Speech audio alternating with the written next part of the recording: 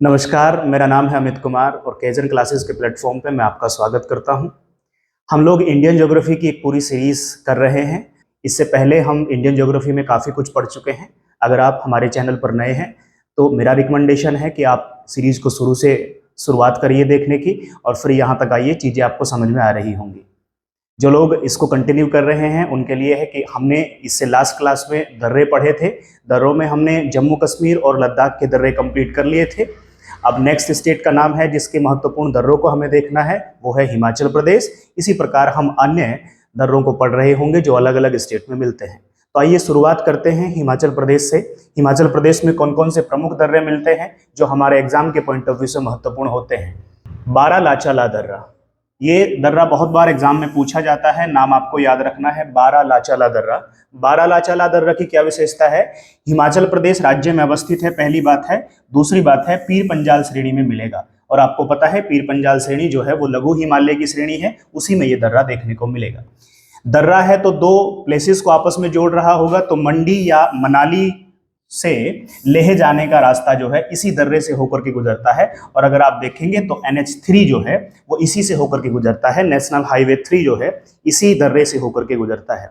जब हम नदियां पढ़ेंगे तब इस दर्रे का फिर से जिक्र होगा, क्योंकि यही वो दर्रा है बारालाचाला दर्रा जहां पर दो अलग धाराएं, नदी की दो धाराएं, एक का नाम है चंद्रा, एक का नाम है भागा। चंद्र भागा नदियां आपस में मिलती हैं और इसी दर्रे से भारत में प्रवेश करती हैं। और जम्मू कश्मीर में फिर उसी चंद्रभागा को चेनाब के नाम से जाना जाएगा। वही चेनाब जिसके बारे में यूपीएससी ने सवाल पूछा कि बताइए सिंधु नदी में सबसे लास्ट में मिलने वाली नदी कौन सी है, वो है चेनाब। अगर आपसे पूछ ले कि चेनाब नदी का संबंध भारत के कौन से दर्रे से है तो आप बताएंगे बारालाचाला दर्रा।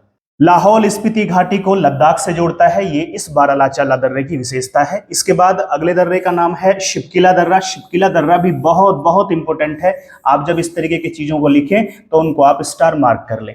शिपकिला दर्रा की विशेषता यह है कि पहली बात तो हिमाचल प्रदेश में है और कौन सी श्रेणी में है ये आपसे पूछा जा सकता है। उस श्रेणी का नाम है ग्रेट हिमालय यानी महान हिमालय श्रेणी में। हिमाचल प्रदेश के किन्नौर जिले को तिब्बत से जोड़ता है। किसको जोड़ता है? किन्नौर जिले को तिब्बत से जोड़ता है। शिमला से तिब्बत जाने का मार्ग जो है वो इसी दर्रे से होकर के गुजरता है। और मोस्ट इंपोर्टेंट चीज जो इस दर्रे के बारे में जो खास है कि इस दर्रे के पास से ही सतलुज नदी या सतलज नदी भारत में प्रवेश करती है। अगर आप प्रीवियस ईयर को देख रहे हैं तो आप देखेंगे कि ये सवाल बार बार आया है कि भारत में सतलुज नदी का प्रवेश किस दर्रे से होकर के होता है, या सतलज नदी जो है किस दर्रे से होकर भारत में एंट्री लेती है, तो उस दर्रे का नाम हो जाएगा शिपकिला दर्रा। नेक्स्ट दर्रे का नाम है रोहतांग दर्रा।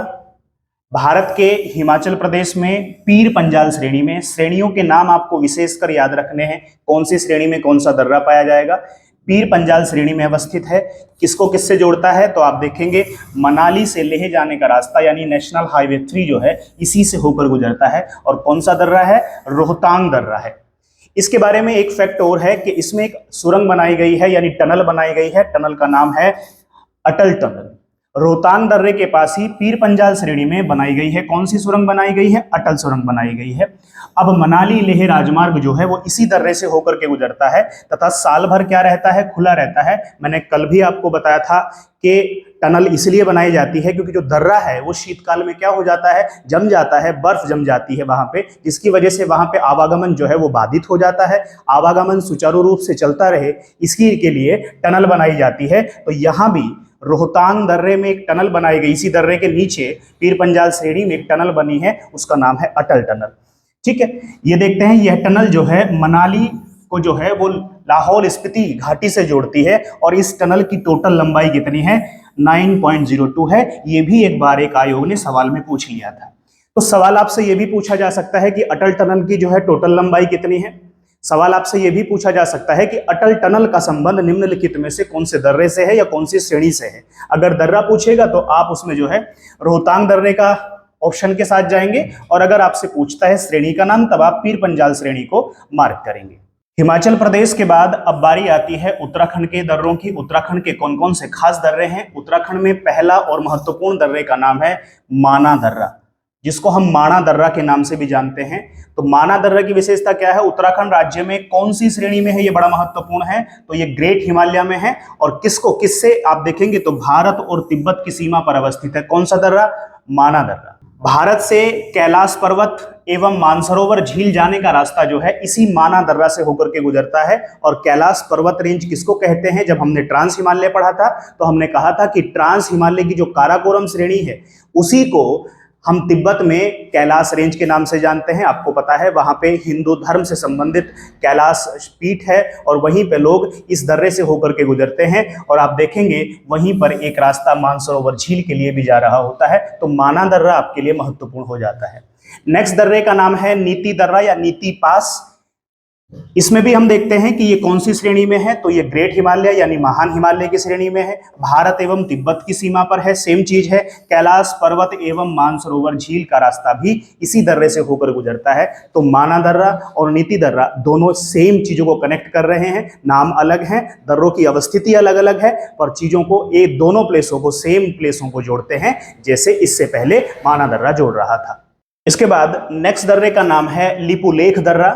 याद रखेंगे दर्रे का नाम क्या है, लिपुलेख दर्रा। ये कई बार चर्चा में रहता है और अब से 2 साल पहले तो ये बहुत चर्चा में रहा था। क्यों रहा था चर्चा में, जरा उसके बारे में भी हम यहाँ पे डिस्कशन करेंगे। इसके बारे में विशेषता यह है कि महान हिमालय श्रेणी में है। अभी तक हमने 3 दर्रे देखे उत्तराखंड के और तीनों दर्रे जो है वो ग्रेट हिमालय श्रेणी में है। क्या कहता है, उस स्थान पर स्थित है जहां भारत, तिब्बत और नेपाल की सीमा एक साथ मिलती है। यानी ये एक ट्राई जंक्शन पर है जहां उत्तर की तरफ आपको तिब्बत यानी चीन दिखाई देगा, एक तरफ आपको कौन दिखाई देगा, नेपाल दिखाई देगा, और उसके दूसरी तरफ आपको भारत दिखाई देगा। यानी भारत, नेपाल और चीन की सीमा पर उस ट्राई जंक्शन पर अवस्थित है। कौन दर्रा है, दर्रे का नाम है लिपुलेख दर्रा। अब से लगभग 2 से 3 साल पहले कोविड के समय में नेपाल की सरकार ने अपना एक मैप जारी किया, प्रशासनिक और राजनीतिक मैप के नाम से उसने जारी किया। और उसने ये जो शेडो कलर का आपको एरिया दिखाई दे रहा है, ये एरिया डिस्प्यूटेड रहा। उन्होंने ये मैप अपने हिस्से में दिखाया। बेसिकली क्या हुआ था, नेपाल और भारत के बीच में तब यहाँ पे ब्रिटिशर्स थे, एक सुगोली की संधि हुई। सुगोली की संधि में ये बात निकल करके आई कि भारत और नेपाल के बीच में सीमा का जो विभाजन होगा वो काली नदी के द्वारा होगा। काली नदी वही जिसको शारदा नदी कहते हैं, उसी को नेपाल में महाकाली या काली के नाम से जाना जाता था। और अब आपको पता है कि नदी एक प्राकृतिक चीज है और नदी अपना रास्ता बदलती रहती है। और एक बात और भी है कि जो काली नदी है, काली नदी बेसिकली किसी एक जगह से नहीं ओरिजिनेट होती है, बल्कि अलग अलग 3 धाराओं से मिलने से एक नदी ओरिजिनेट होती है, एक नदी बनती है और फिर उसको काली, और भारत में उसको फिर शारदा नदी के नाम से जाना जा रहा होता है। अब हुआ क्या, विवाद क्यों हुआ, विवाद ये हुआ, जो लिपुलेख दर्रा है वो आप यहां पे देख पा रहे हैं, ये लिपुलेख दर्रा है। यहां पे एक जगह है जिसको काला पानी कहते हैं, यही काला पानी विवाद था। और एक प्लेस का नाम है लिम्पियाधुरा। आप देख रहे हैं इस मैप में इस तरफ का जो एरिया है वो भारत का है, इस लाइन से इस तरफ का जो एरिया है वो इंडिया का एरिया है, इस लाइन से इस तरफ का जो एरिया है वो नेपाल का है। तो बात ये हुई, पहले इस काली नदी के द्वारा नेपाल और भारत की सीमा का निर्धारण होता था। अब क्योंकि एक जगह से नदी का उद्गम नहीं होता है, बल्कि लिम्पियाधुरा, काला पानी और इस लिपुलेख के पास से 3 अलग अलग धाराओं से नदी बनती है और इस तरीके से फ्लो करती है, तो उससे सीमा का निर्धारण होता है। भारत सरकार का मानना यह है कि ये जो लिपुलेख है, यहां से इस नदी का उद्गम उन्होंने माना और यहां से कहा कि इससे इस तरफ का जो एरिया है वो एरिया भारत का है और उससे इस तरफ का एरिया है, अकॉर्डिंग टू सुगोली ट्रीटी, उससे इस तरफ का जो एरिया है वो नेपाल का है। नेपाल सरकार कहती है कि नहीं, जो काली नदी है, काली नदी का उद्गम स्रोत जो है वो लिम्पियाधुरा है, इसलिए यहां से ये जो नदी बह रही है इससे ऊपर का एरिया और इधर का एरिया पूरा ये नेपाल का है। तो इस वाले ये जो आपको दिखाई दे रहा है कलरफुल एरिया जो इतना दिखाई दे रहा है, इस बात को लेकर के विवाद रहा। तो लिपुलेख चर्चा में है, लिपुलेख बार बार चर्चा में रहता है, विवाद का कारण रहता है। तो लिपुलेख दर्रा कहां पर है, किस ट्राई जंक्शन पर है और विवाद क्या है, वो थोड़ा सा आपको ध्यान करके चलना है। इसके बाद नेक्स्ट स्टेट जो है वो है सिक्किम। अब हम सिक्किम राज्य के दर्रों को देखेंगे। उसमें पहला दर्रा है नाथुला दर्रा, नाथुला पास जिसको हम कहते हैं। कौन सी श्रेणी में अवस्थित है? महान हिमालय श्रेणी में है। दूसरी बात क्या है? भारत एवं तिब्बत की सीमा पर अवस्थित है।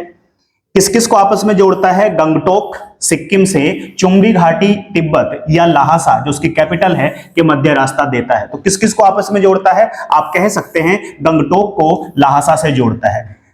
सिक्किम में गंगटोक से चुंबी घाटी तिब्बत को या फिर लहासा को आपस में कनेक्ट करता है। चुंबी घाटी तिब्बत में है जिसके एक तरफ भारत है और एक तरफ भूटान है। तो चुंबी घाटी भी बेसिकली आप देखते हैं, चुंबी घाटी डोकलाम विवाद आपने सुना होगा। ये चुंबी घाटी भी एक जगह ट्राई जंक्शन पर है जिसके एक तरफ आपको भूटान देखने को मिलता है, एक तरफ आपको भारत देखने को मिलता है और एक तरफ आपको तिब्बत देखने को मिलता है। जैसे अभी हमने लिपुलेख जगह देखी, ऐसे ही चुंबी घाटी है, वही डोकलाम विवाद हुआ था। डोकलाम विवाद के बारे में आप जरूर सुने होंगे। भारत से कैलाश मानसरोवर यात्रा की जाती है इसी नाथुला पास से। बट क्या हुआ, 1962 में जो चीन और भारत के बीच में युद्ध हुआ उसके बाद इस दर्रे को बंद कर दिया गया और इससे फिर व्यापार और आवागमन दोनों बाधित हुए। तो पुनः इसको 2006 में खोला गया। और भारत और चीन के बीच में इस दर्रे की इंपोर्टेंस ये है कि यहां से हम खूब सारा ट्रेड करते हैं। किसके साथ? चीन के साथ। तो इस दर्रे की अपनी एक इंपोर्टेंस है, एक इकोनॉमिक इंपोर्टेंस भी है और एक आप देखेंगे पॉलिटिकल इंपोर्टेंस भी इस दर्रे की बनती है। इसके बाद नेक्स्ट दर्रे का नाम है जेलेपला दर्रा। नाम याद रखेंगे। कौन सा दर्रा है? जेलेपला दर्रा। किस श्रेणी में है? महान हिमालय श्रेणी में है। भारत एवं चुंबी घाटी के बीच रास्ता देता है। चुंबी घाटी वही है जो तिब्बत में अभी हमने आपको बताई। तो भारत और तिब्बत के बीच में आपस में कनेक्शन स्थापित करता है कौन? जेलेपला दर्रा। किस जगह पर है? भारत में। कौन से राज्य में है? तो सिक्किम के दर्रे हम पढ़ रहे हैं, ये सिक्किम राज्य में है। सिक्किम के बाद अब बारी है नॉर्थ ईस्ट, जो हमारा नॉर्थ ईस्ट एरिया है, उत्तर पूर्वी भारत है, उसमें पड़ने वाले दर्रे कौन कौन से राज्य में पड़ते हैं, कौन कौन सी जगह पर हैं, जरा देख लेते हैं उनको। पहले दर्रे का नाम है नॉर्थ ईस्ट के बोमडिला दर्रा। देखिए सवाल दो तरीके से बनाता है, या तो दर्रे की अपनी इंपोर्टेंस पूछता है, दर्रा किसको कनेक्ट करता है, कौन सी घाटी में है, या फिर पूछ सकता है कौन सी श्रेणी में अवस्थित है, या फिर जो सीधा सवाल पूछता है वो ये पूछता है बोमडिला दर्रा, जेलेपला दर्रा, नाथुला दर्रा, लिपुलेख ये कहां पर है, कौन से राज्य में है। बहुत सारे सवाल तो इसी पर बनाए हैं आयोग ने। देखिए अगर पूछता है कि किस किस को आपस में कनेक्ट करता है वो भी आप बता पाएंगे, और बोमडिला दर्रा जो है वो कौन से राज्य में है आप उसको भी बता पाएंगे। देखिए क्या कहता है, अरुणाचल प्रदेश राज्य में है, उत्तर पूर्वी हिमालय श्रेणी में अवस्थित है। भारत को तिब्बत से जोड़ता है, बोमडिला दर्रा भारत को तिब्बत से जोड़ता है। शीत ऋतु में बर्फबारी के कारण यह दर्रा बंद हो जाता है, क्योंकि ऊंचाई पर दर्रा अवस्थित है तो वहां पे बर्फबारी के कारण आवागमन बाधित होता है। नेक्स्ट दर्रे का नाम है यांगयाप दर्रा। नाम याद रखना है, हिंदी इंग्लिश में नाम सेम रहता है। दर्रे का नाम है यांगयाप दर्रा। कहां पर है? अरुणाचल प्रदेश राज्य में है, उत्तर पूर्वी हिमालय श्रेणी में ही है। भारत में दिहांग ब्रह्मपुत्र आप जानते हैं नदी से इस दर्रे से होकर भारत में प्रवेश करती है। कौन सा दर्रा है? यांगयाप दर्रा है। वहीं पे ब्रह्मपुत्र नदी इसी दर्रे से होकर भारत में प्रवेश करती है। अभी तक हमने 3 दर्रे जान लिए। एक हमने आपको कहा शिपकिला दर्रा, शिपकिला दर्रा से सतलज नदी भारत में प्रवेश कर रही है। इससे पहले हमने पढ़ा बारालाचाला दर्रा, जिससे चंद्रभागा नदी भारत में प्रवेश करती है, जिसको जम्मू कश्मीर में हम चेनाब के नाम से जान रहे होते हैं। और एक दर्रा हम पढ़ रहे हैं यांगयाप दर्रा, जिससे ब्रह्मपुत्र नदी दिहांग के पास में एंटर करती है भारत में। ये 3 दर्रे नदी दर्रे कनेक्ट करके आपसे सवाल जरूर बनाएगा। सवाल यही इर्द गिर्द घूमता है, बस आपको उसको पहचानने की, मार्क करने की जरूरत है। नेक्स्ट दर्रे का नाम है दिफू दर्रा। अरुणाचल प्रदेश राज्य में उत्तर पूर्वी हिमालय श्रेणी में है। अभी तक के जितने भी नॉर्थ ईस्ट में हमने दर्रे पढ़े हैं, तीनों दर्रे कहां पर हैं? अरुणाचल प्रदेश में। देखिए कहां कहां पर है, भारत, चीन और म्यांमार की सीमा पर अरुणाचल प्रदेश, जहां ये तीनों सीमाएं मिलती हैं वहीं ये दर्रा अवस्थित है। भारत, चीन और म्यांमार की जहां ट्राई जंक्शन है वहां पे ये दर्रा है। लिपुलेख का नाम याद रखिए। उसके बाद आप देखते हैं एक दर्रा ये है दिफू दर्रा, ये भी कहां पे है? ये भी ट्राई जंक्शन पर है, भारत, चीन और म्यांमार के ट्राई जंक्शन पर। इसके बाद नेक्स्ट दर्रे का नाम है लिखापानी दर्रा। ध्यान रखना है, ये बहुत बार किताबों में नहीं मिलता है। कौन सा दर्रा है? लिखापानी दर्रा है। इन सभी दर्रों को हम अभी आपको मैप में दिखाएंगे, आप उनकी अवस्थिति को देख के समझ सकेंगे कौन दर्रा कहां पर है। लिखापानी दर्रा के बारे में विशेषता यह है कि भारत के असम राज्य में उत्तर पूर्वी हिमालय श्रेणी में अवस्थित है। कौन सा राज्य आया? नया राज्य, असम राज्य। नेक्स्ट दर्रे का नाम है पांगसाउ दर्रा। ये भी दर्रा थोड़ा सा अलग है, जो किताबों में जनरली नहीं मिलता है। अरुणाचल प्रदेश राज्य में पटकाईबुम एक पहाड़ी है, उसमें अवस्थित है। पटकाईबुम पहाड़ी है अरुणाचल प्रदेश में, उसमें यह दर्रा अवस्थित है। म्यांमार से असम के मैदान में जाने का अच्छा मार्ग प्रस्तुत करता है पांगसाउ दर्रा।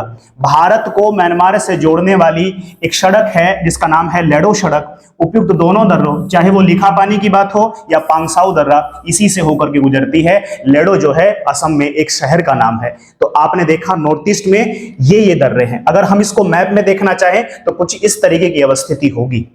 इन सभी दर्रों को आप इस मैप के माध्यम से समझ सकते हैं। दो दर्रे हमने आपको बताए सिक्किम में। एक दर्रे का नाम है नाथुला, ये रहा नाथुला दर्रा। एक दर्रे का नाम हमने बताया आपको जलेपला दर्रा, ये रहा जलेपला दर्रा। सिक्किम में अवस्थित है। आप देख पा रहे हैं ये सिक्किम का बॉर्डर है, यहां से ऊपर की तरफ ये दर्रे आपको देखने को मिलते हैं।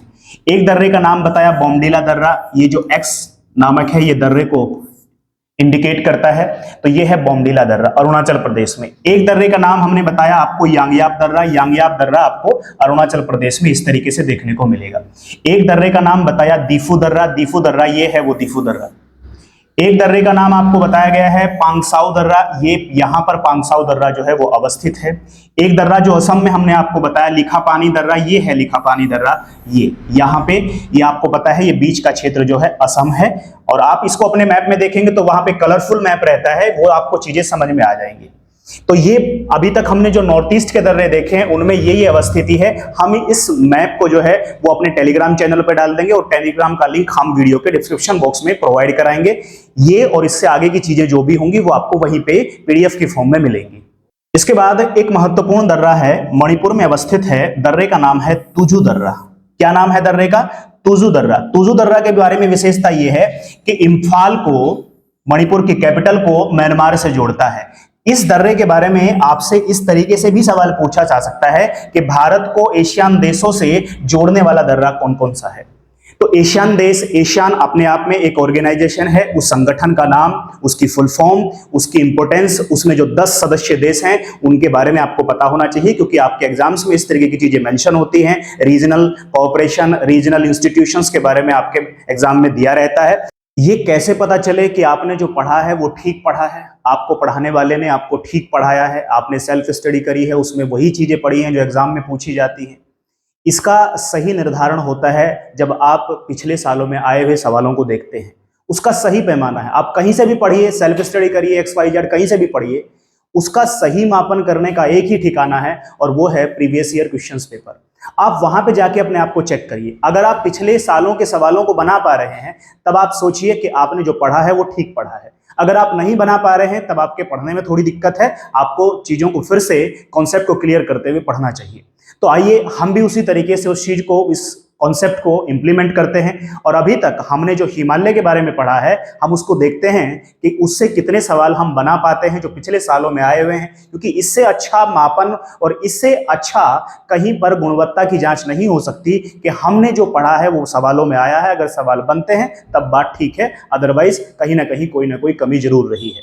तो आइए अब देखिए, हम एक काम और करेंगे कि इस वीडियो में तो हम लोग सिर्फ हिमालय के बारे में जो सवाल आए हैं उसमें करेंगे, पर अभी तक हमने भारत के भूगोल में जितने भी चीजें पढ़ी हैं उसके लिए हम अलग से एक सेपरेट वीडियो बनाएंगे, जिसमें हम क्या करेंगे, अभी तक के जितनी चीजें हमने पढ़ी हैं उसमें से जितने प्रीवियस ईयर में सवाल आए हैं उन सभी सवालों की एक वीडियो आपको प्रोवाइड कराएंगे, ताकि आप अपने आप का असेसमेंट कर सकें कि आपने जो पढ़ा है उसमें से आपने कितनी चीजें ग्रैब करी हैं और वहां से कितनी चीजों को रिटेन करके आप सवालों का जवाब दे पा रहे हैं। इस सवाल को जरा आप देखिए। सवाल आप देख भी पा रहे होंगे कौन से एग्जाम में आया है। भारत में सबसे टफेस्ट एग्जाम है जिसमें ये सवाल पूछा है।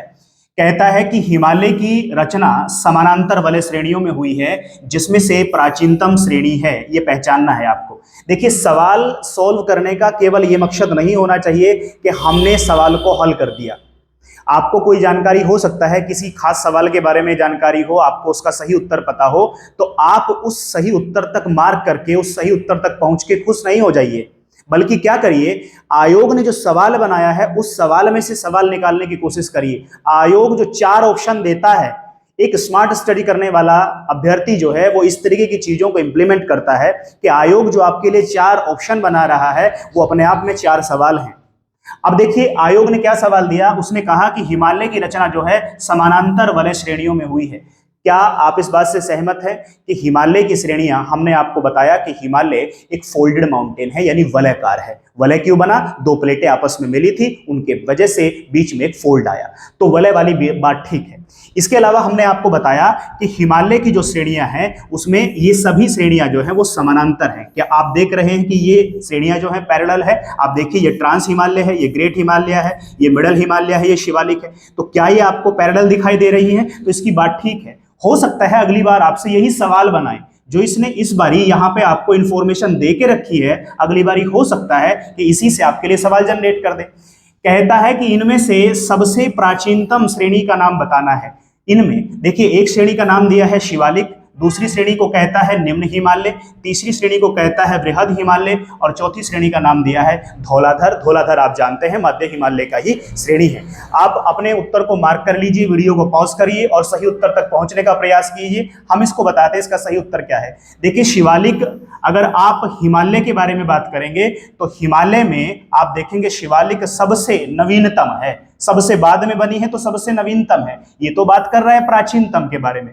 निम्न हिमालय को हम रखेंगे या तो लघु हिमालय या तो फिर शिवालिक वाले में। तो देखिए ये वाला ऑप्शन भी नहीं हो सकता क्योंकि इससे भी पहले बनने वाला हिमालय हमारे पास मौजूद है। हिमालय की श्रेणियां धौलाधर हमने बताया आपको कि वो मिडल हिमालय की श्रेणी है, और एक ऑप्शन सी आप देख पा रहे हैं जिसमें इसने कहा है ग्रेट हिमालय। तो सवाल बेसिकली अगर आपको मैं सीधे शब्दों में बताऊं तो सवाल ये पूछा था कि ग्रेट हिमालय, मिडल हिमालय और शिवालिक में से कौन सबसे पहले बना। तो आप इसका उत्तर आसानी से बता सकते हैं कि सबसे पहले उसमें हमारा ग्रेट हिमालय बना।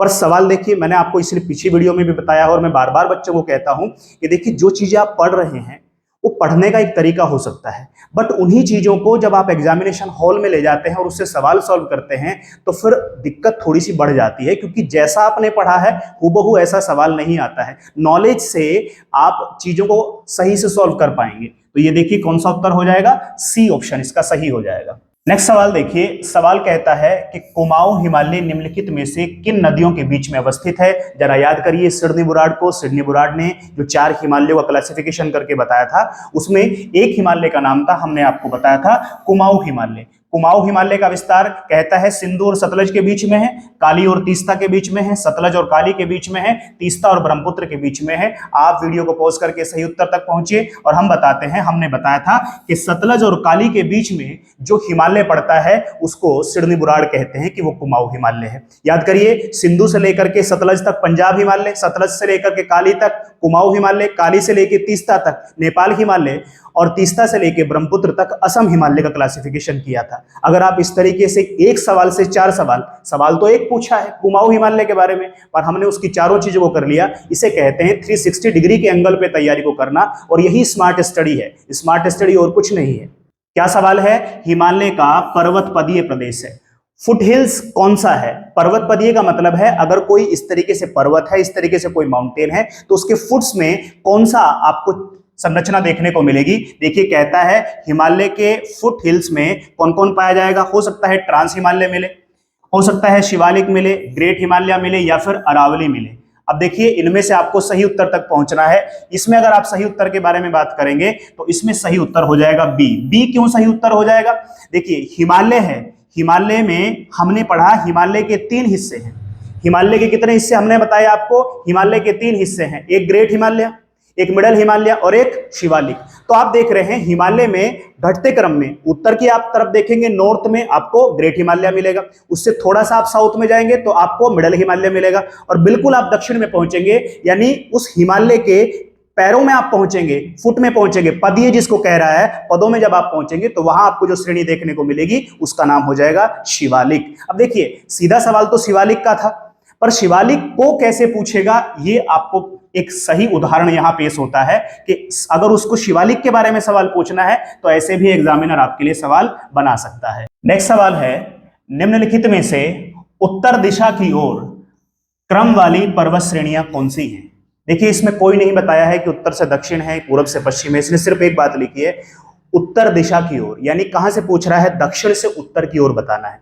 अगर ये पूछता दक्षिण दिशा की ओर तो हम उत्तर से दक्षिण पढ़ते, पर इसने क्या कहा है हमें उत्तर दिशा की ओर, यानी हमें दक्षिण से उत्तर की तरफ श्रेणियों का क्रम बताना है। देखिए कौन कौन सी श्रेणियां हैं, एक ऑप्शन को देख लेते हैं, वही श्रेणियां आप अपने मन में उनको अरेंज कर लीजिए और सही उत्तर तक पहुंचिए। देखिए एक श्रेणी है जास्कर श्रेणी, मैं आपको बताता चलता हूं, ये जास्कर श्रेणी जो है ये ट्रांस हिमालय की है, अब यहीं पे लिख देते हैं ट्रांस हिमालय की है। इसके बाद है पीर पंजाल श्रेणी, पीर पंजाल श्रेणी आपको पता है मिडल हिमालय को ही पीर पंजाल श्रेणी के नाम से जान रहे होते हैं। इसके बाद है लद्दाख श्रेणी, आपको पता है लद्दाख भी किसमें शामिल है, ट्रांस हिमालय में शामिल है। इसके बाद आपने देख रहे हैं कि यहाँ पे काराकोरम दिया है, और काराकोरम भी किसका हिस्सा है, ट्रांस हिमालय का हिस्सा है। अब हमें पता है कि इसमें ट्रांस हिमालय और मिडल हिमालय के बारे में बात हो रही है, तो हमें पता है कि ट्रांस हिमालय ज्यादा उत्तर में है, और उसके बाद फिर ग्रेट हिमालय है, और फिर मिडल हिमालय है। तो हम इसमें एक बात से तो स्पष्ट हो गए कि सबसे ऊपर तो हमें ट्रांस हिमालय मिलेगा, और ध्यान रखना है हमें यहाँ पे साउथ से कहां पे बढ़ना है, नॉर्थ की तरफ बढ़ते हुए जाना है। तो यानी पहले सबसे नीचे तो हम मिडल को लिखेंगे और उसके ऊपर कहीं ना कहीं ट्रांस होगा। बट दिक्कत यहाँ पे एक और आती है कि ट्रांस की तीनों श्रेणियों के बारे में दिया है, और हमें तो ट्रांस की तीनों श्रेणियों का क्रम भी पता है उत्तर से दक्षिण। सबसे पहले काराकोरम, याद करिए उस बात को, उसके बाद आपको लद्दाख देखने को मिलेगा, और सबसे बाद में जास्कर देखने को मिलेगा। ये वही जास्कर है जो उत्पत्ति एवं संरचना की दृष्टि से ग्रेट हिमालय का भाग है, जिसका भौगोलिक विस्तार आपको ट्रांस हिमालय में देखने को मिलता था। देखिए अब इसको सॉल्व कर पा रहे होंगे। तो सबसे पहले कौन सी मिलेगी, अगर आप दक्षिण से शुरू करें, अगर आप इसके सही उत्तर तक पहुंचे तो सबसे पहले आपको इस मिडल हिमालय की इस श्रेणी को रखना है पीर पंजाल। तो आप क्या करिए, इसमें पीर पंजाल वाला ऑप्शन को पहचानिए, ये है ए, बी, सी और डी। इसमें आप देख पा रहे हैं कि जो ऑप्शन बी है उसमें पीर पंजाल से शुरुआत हो रही है, और ऑप्शन डी में, यानी यही इन दो ऑप्शन में से हमारा एक ऑप्शन ठीक है, तो हम इस पे और इस पे जाएंगे ही नहीं। अब देखिए क्या कहता है, पीर पंजाल श्रेणी है, उसके बाद हमने देखना है कि उसके बाद जास्कर आना चाहिए, क्योंकि सबसे दक्षिण में जास्कर है ट्रांस हिमालय की। पीर पंजाल के बाद जास्कर, उसके ऊपर लद्दाख मिलना चाहिए, लद्दाख श्रेणी, और सबसे उत्तर में कौन है, काराकोरम है। तो सही उत्तर क्या हो जाता है, बी। अब देखिए इसमें आप सीधे भी मार्क कर सकते थे, और यहीं पे आपका रिवीजन हो जाता है।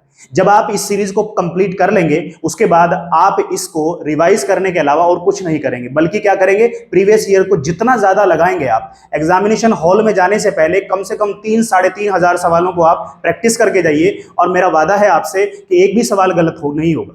नेक्स्ट क्वेश्चन है, निम्नलिखित समूहों में कौन सा पूर्व से पश्चिम, ध्यान की तरफ देखना है, ध्यान से इसको, कि किस तरफ से किस तरफ कह रहा है, पूर्व से पश्चिम की ओर पर्वत चोटियों का यानी शिखरों का सही क्रम क्या है। यानी हमें पीक्स के बारे में सजाना है, और किस तरफ से किस तरफ, ईस्ट से वेस्ट की तरफ हमें बढ़ना है। देखिए कौन कौन सी पीक्स हमें दे रखी हैं, उसमें एवरेस्ट है, कंचनजंगा है, अन्नपूर्णा है और धौलागिरी है। इसमें आपको पता है जो एवरेस्ट है ये नेपाल में मिलता है, कंचनजंगा जो है वो सिक्किम और नेपाल के बॉर्डर पर है, जिसको हम सिक्किम में इंक्लूड करके चलते हैं। अन्नपूर्णा और धौलागिरी ये दोनों के दोनों नेपाल में है। आपको पता है इस तरीके से सिक्किम है, और यहाँ पे फिर नेपाल शुरू होता है। तो सिक्किम के बाद हमें इधर को बढ़ना है, ईस्ट से वेस्ट की तरफ बढ़ना है, तो कंचनजंगा हो जाएगा। उसके बाद तुरंत में वहीं पे आपको माउंट एवरेस्ट देखने को मिलेगा, उसके बाद आपको अन्नपूर्णा देखने को मिलेगा, और उसके बाद आपको धौलागिरी देखने को मिलेगा। तो सही उत्तर क्या हो जाएगा, बी नंबर का हो जाएगा। नेक्स्ट सवाल देखिए, पूछता है किन दो पर्वत श्रेणियों के मध्य कश्मीर घाटी है। किन दो पर्वत श्रेणियों के मध्य है, लद्दाख जास्कर के बीच में है, वृहद हिमालय और पीर पंजाल के बीच में है। देखिए मैंने बताया था कि जब आपको सवाल देगा तो अब लघु हिमालय नहीं देगा बल्कि पीर पंजाल देता है। इसके बाद देखिए कहता है ग्रेट हिमालय और जास्कर के बीच में है, काराकोरम एवं लद्दाख के बीच में है। कश्मीर घाटी याद करिए, हमने बताया था कश्मीर घाटी जो है मेन सेंट्रल थ्रस्ट में है, उसी मेन सेंट्रल थ्रस्ट जिससे झेलम नदी बहती है और उसी में ही कश्मीर घाटी है। और मेन सेंट्रल थ्रस्ट आपको पता होगा किस किस को अलग करती है, तो अगर आप इसके सही उत्तर पर पहुंचेंगे तो आप बता पाएंगे कि यहां पर कौन सा उत्तर सही होगा। क्या वो लद्दाख या जास्कर है? लद्दाख और जास्कर दोनों श्रेणियां किसकी हैं? काराकोरम की हैं। वृहद हिमालय और पीर पंजाल किसका हिस्सा है? पीर पंजाल आपको पता है कि ये लेसर हिमालय यानी लघु हिमालय का हिस्सा है। और आपको पता होगा कि ग्रेट हिमालय और लघु हिमालय को अलग करने वाली संरचना का नाम ही है MCT, मेन सेंट्रल थ्रस्ट। अगर आप देखें वृहद हिमालय और जास्कर के बीच में, तो यहाँ पे तो आप पाएंगे कि ITSZ आपको देखने को मिलेगा। काराकोरम और लद्दाख के बीच में यहाँ पे श्योक नदी बहती है। ये सारी चीजें हमने पढ़ ली हैं। हमने आपको इन सवालों के माध्यम से ये दिखाया है कि आप जो पढ़ रहे हैं इस सीरीज के माध्यम से वो कितना उपयोगी है।